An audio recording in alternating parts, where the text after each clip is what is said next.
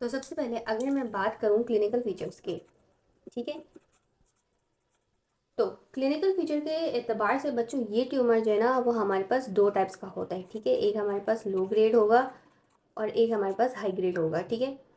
जबकि आगे जब हम इसकी हिस्टोपैथोलॉजी पढ़ेंगे तो हमें इसके 3 वेरिएंट्स मिलेंगे, लो ग्रेड, हाई ग्रेड और इंटरमीडिएट ग्रेड भी हमें मिलता है, लेकिन वो हम हिस्टोपैथोलॉजी में डिस्कस करेंगे। यहाँ पे हमें इसके 2 ग्रेड्स मिलेंगे, लो ग्रेड और हाई ग्रेड, ठीक है। वो हम आगे भी थोड़ी देर में डिस्कस करते हैं। सबसे पहले इसकी क्लिनिकल फीचर्स में हमें इसकी लोकेशन देख लेनी चाहिए, क्योंकि हमारे पास ये स्लैब्रिक ग्लैंड का ट्यूमर है और हमारे पास जो है ये वाला जो म्यूको एपिडर्मोइड कार्सिनोमा होता है ना बच्चों, ये हमारे पास माइनर ग्लैंड से भी बन जाता है और मेजर ग्लैंड से भी बन जाता है, ठीक है। और अगर हम अदर देन स्लाइवरी ग्लैंड्स की बात करें ना, तो ये वाला जो ट्यूमर है ना बच्चों, ये बोन में भी बन जाता है, ठीक है। बोन में भी बन सकता है। तो ये जो बोन वाली बात है ना, ये तो हम खैर अभी नहीं डिस्कस करेंगे, ये जब हम बोनी ट्यूमर्स पढ़े होंगे तब हम इसको डिस्कस करेंगे। तो अभी हम बात कर रहे हैं स्लैबरी ग्लैंड्स में।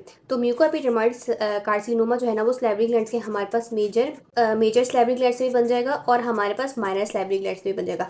अगर हम मोस्ट कॉमन लोकेशन की बात करें तो मेजर में हमारे पास वही superficial lobe of parotid gland, ठीक है। और माइनर की बात करें तो हमारे पास पैलेटिस की मोस्ट कॉमन लोकेशन है और इसके अलावा ना ये बक्कल म्यूकोजा, लेप, टंग, कहीं भी और जगह ये बन सकता है, ठीक है। उसके अलावा आपकी बुक में और भी बहुत सारी बातें लिखी हुई हैं कि टीनेज में होता है, अडल्ट में होता है, ठीक है, फीमेल में मोस्ट कॉमन जो है ना ये पाया जाता है। तो ये सारी जो बातें हैं ना बच्चों, ये आप एक दफ़ा पढ़ लेना। ये बेसिकली आपके एमसीक्यूज़ के स्टार्टिंग पॉइंट्स होते हैं, ठीक है। आपका एमसीक्यूज जब भी स्टार्ट हुआ होगा तो हमें हमेशा जो है ना वो उसमें पेशेंट की उम्र बताई गई होती है। तो उम्र से आपको समझ आता था कि वो किस डिकेड का पेशेंट है, तो किस वाले ट्यूमर की जो है ना वो हमारे पास बात हो रही है। जैसे हमने पिछले इसमें पढ़ा था कि बेजल सेल और हमारे पास जो कैनालिकुलर था, तो बेसल सेल जो है ना वो हमारे पास एडल्ट में हो रहा था, जबकि कैनालिकुलर हमारे पास थोड़ा ओल्डर पॉपुलेशन में था। तो इससे हमें पता चल जाता है कि किस ट्यूमर की बात हो रही है, मतलब एक रफ सा हमें आइडिया हो जाता है कि अगर ये वाली एज का जो है ना वो बंदा लिखा हुआ है तो हो सकता है कि शायद इस ट्यूमर की बात हो रही हो। तो ये हमारे पास आ गए इसे कुछ क्लिनिकल फीचर्स। अब हम बात कर लेते हैं कि लो ग्रेड और हाई ग्रेड, ठीक है। इसको हम डिफ्रेंशिएट करके पढ़ेंगे कि लो ग्रेड और हाई ग्रेड। सही। अब वैसे ये एक मैलिग्नेंट ट्यूमर है, ठीक है बच्चों। अगर हम मैलिग्नेंट ट्यूमर की खासियत फीचर्स पढ़ें, जो हमने सबसे पहले अपने वीडियो में पढ़ा था कि अगर कोई मैलिग्नेंट ट्यूमर होगा तो उसमें हमारे पास फास्ट ग्रोथ होगी, ठीक है, और हमारे पास उसमें कैप्सूल मौजूद नहीं होगा। तो ये कुछ हमारे पास जो है फीचर्स होते हैं जो हमें मैलिग्नेंट ट्यूमर में मिलेंगे।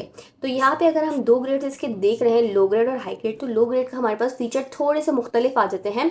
किससे? मैलिग्नेंट ट्यूमर से। क्यों? क्योंकि इसमें हमारे पास लो ग्रोथ होती है बच्चों, सही, और दूसरे इसमें पेन नहीं होता, ठीक है। जबकि मैलिग्नेंट ट्यूमर्स होंगे तो इसमें आपको पेन भी फील होगा।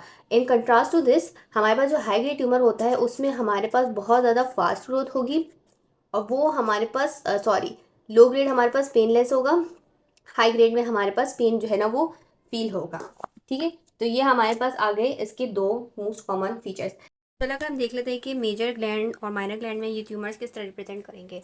फर्स्ट करें, अगर हमारे पास मेजर ग्लैंड है जो हमारे पास पैरोटिड ग्लैंड में फॉर्म होता है सुपरफिशियल लोब में, अगर लो ग्रेड ट्यूमर बना है हमारे पास तो उसकी स्वेलिंग हमें किस तरह क्लिनिकली प्रेजेंट करेगी। उसकी स्वेलिंग जो है बच्चों याद रखना हमेशा हमारे पास मूवेबल और फ्लक्चुएंट स्वेलिंग होगी। जबकि मूवेबल स्वेलिंग हमारे पास मैलिग्नेंट ट्यूमर का कैरेक्टरिस्टिक फीचर नहीं होता, ये बिनाइन ट्यूमर का होता है। प्लियोमॉर्फिक एडिनोमा में हमने देखा है, सही है। तो क्लिनिकली ये वाली स्वेलिंग हमें किससे मिलती हुई नजर आएगी? ऑब्वियस सी बात है, प्लियोमॉर्फिक एडिनोमा। और इसको डिफ्रेंशिएट कौन करेगा? इसको डिफ्रेंशिएट करेगी हमारे पास हिस्टोपैथोलॉजी, क्योंकि हिस्टोपैथोलॉजी में हमारे पास सब कुछ अगर सेम भी हुआ लेकिन एक चीज़ नहीं होगी, क्या? वो है कैप्स्यूल, ठीक है। तो ये चीज़ तो हमें नज़र किस में आएगी? हिस्टोपैथोलॉजी में। लेकिन अभी हम बात कर रहे हैं क्लिनिकल फीचर्स के। तो क्लिनिकल फीचर्स में हमारे पास ये जो ट्यूमर है ये हमारे पास मूवेबल और फ्लक्चुएट होगा। और अगर हम बात करें हाई ग्रेड ट्यूमर की, तो हाई ग्रेड ट्यूमर हमारे पास फिक्स्ड होता है, ठीक है, क्योंकि वो अंडरलाइन टिश्यू में इंड्यूरेटेड हुआ होता है, तो वो अपनी जगह से नहीं मूव करेगा। अच्छा, और अगर हमारे पास हाई ग्रेड ट्यूमर जो है ना वो हमारे पास सुपरफिशियल पैरोटिड ग्लैंड में, तो इसमें एक बहुत डिस्टिंक्ट फीचर है जो हमें इसमें नज़र आ जाता है। वो क्या है कि इसमें हमारे पास फेशियल नर्व पैरालिसिस हो जाती है, सही है, ठीक है। कि आपके पास सुपरफिशियल और डीप लोब के, सुपरफिशियल लोब और डीप लोब के बीच से क्या जारी होती है? फेशियल नर्व जारी होती है। तो अगर सुपरफिशियल लोब में बनेगा तो लाजमी बच्चों फेशियल नर्व पैरालिसिस हो जाएगी पेशेंट्स में, ठीक है। तो ये इसका डिस्टिंक्ट फीचर है जो आपको लाजमी दिखता है।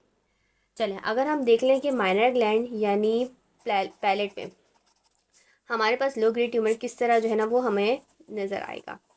क्योंकि लो ग्रेड ट्यूमर है और पैलेट में हमें इस तरह नज़र आएगा, जैसे आपको सामने भी पिक्चर भी आ रही है। तो ये हमारे पास थोड़ा सा ब्लूइश अपीयरेंस की होगी। क्यों ब्लूइश अपीयरेंस होगी? क्योंकि इसमें हमारे पास बच्चों mucus cells, mucus secreting cells ज़्यादा होते हैं, तो इसमें हमारे पास म्यूसिन प्रोडक्शन ज़्यादा हो रही होती है। ये चीज़ आगे हम हिस्टोपैथोलॉजी में भी पढ़ेंगे कि इस वाले ट्यूमर में हमारे पास म्यूसिन प्रोडक्शन ज़्यादा हो रही होती है, इसलिए इसकी अपीयरेंस है ना वो थोड़ी सी ब्लूइश होती है, और जिसकी वजह से हम इसको मिसडाइग्नोज कर सकते हैं विद म्यूकोसील, क्योंकि म्यूकोसील भी जो है ना वो हमें इसी तरह जो है ना वो नज़र आ रही होती है। दूसरी बात, अगर ये स्लो ग्रोइंग ट्यूमर है पैलेट में तो ये अल्सरेट नहीं करेगा, और ये वाला फीचर हमें वही प्लेमोर्फिक एडिनोमा का जो है ना वो दिखता है कि ये अल्सरेट नहीं करेगा। अगर हाई ग्रेड ट्यूमर बच्चों फॉर्म हो रहा है तो फिर इसके कंट्रास्ट में वो अल्सरेट कर जाएगा पैलेट में। ठीक है, आपके सामने दोनों पिक्चर्स आ रही होंगी, आप दोनों को डिफ्रेंशिएट कर सकते हैं कि क्लिनिकली आप लो ग्रेड और हाई ग्रेड को किस तरह डिफ्रेंशिएट करते हैं।